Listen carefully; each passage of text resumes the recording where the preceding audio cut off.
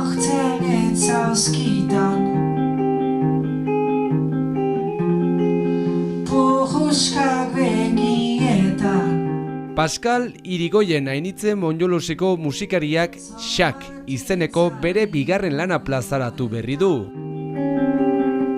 Banitzen kantu batzu azken urteetan hola pixkan metatiak. Grabatu jau Aian eta Julen Etxeberrirekin, hori Inigo Irazukiren studioan grabatu ginen, beran, eta hori aterat jau Xak izenpean.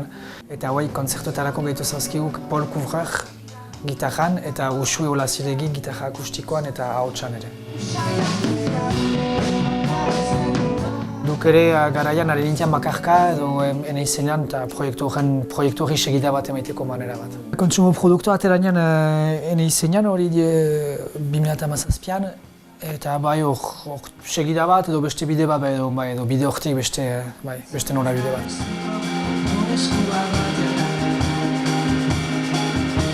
Diska horretan kantua japatzen dituk eta hori nahiko pop edo folk estiloan dituk. Eguneroko gauzetaz, ez dakiat, piskat eguneroko gauzetaik abiatutako kantua dituk. Alta Irigoyen beste hainbat proiektuetan ere ari da, tartean Bloin taldearekin, eta berriki Bulego musika saria jaso dute. Sari iztadunek beti egteni, ez ginen bate espero, hasteko begure kasuan alazian ez ginen bate olakoik espero, eta bai, plazeriten bai. Ekainaren 13an Lasan eskainiko dute azken kontzertua eta ez dira berriz oholtzaratuko beste diska bat atera bitartean.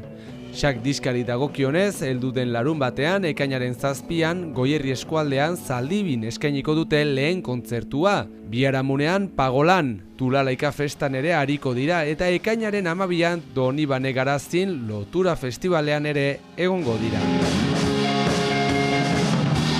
Bien bitartean, Xak taldeko errepika doinuekin doakizue gure agurra, ikusle lagunok, jar arte!